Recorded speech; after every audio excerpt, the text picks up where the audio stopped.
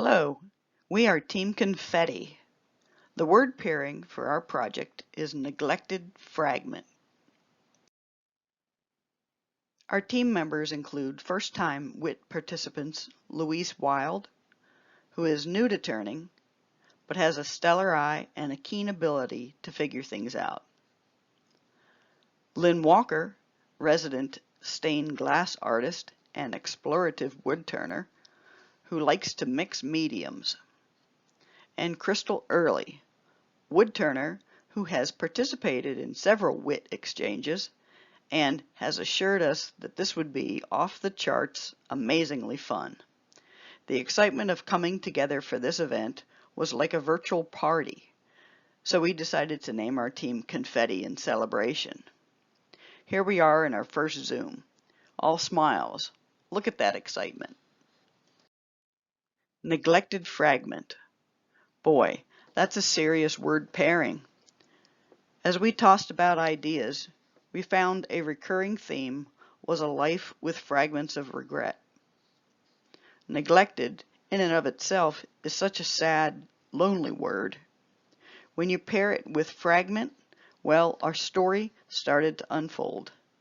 We envisioned an individual reaching the final stages of life, an overachiever, perhaps a financier, mogul, or someone who fought hard for their dollars. When they turn around, they see the neglected fragments of that journey. Family, friends, pets, time, health, love.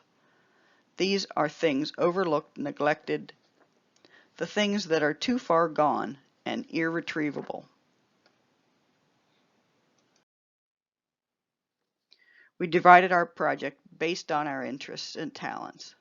We agreed to ship everything in the end to Louise in England because she was up to the challenge of putting the final project together, and she was also an experienced photographer. Crystal turned a bowl, then burned and painted a fragmented design on it. The bowl represents all things in life. Lynn took on the role of creating our fragments from pieces of glass. Lynn's part was to create the neglected fragments of regret that can be lost during a lifetime. A stained glass artist, Lynn repurposed some of the many fragments of glass that she keeps. She copper taped and lead soldered the edges, added an extra dab of lead to hold the fragments upright for display. The names of the neglected things were painted on each glass fragment. Unfortunately, Lynn's parcel did not reach the final shipping destination, so we did what women do best in situational crisis. We improvised.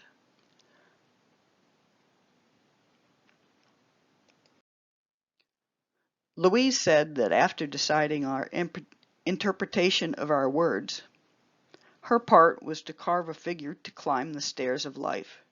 Once she had the dimensions of the bowl that Crystal was working on, she found a suitable image on Google to use as a template. With a piece of lime wood, she cut out the outline of the figure on a bandsaw and carved the man using a knife. He was sanded and finished with oil.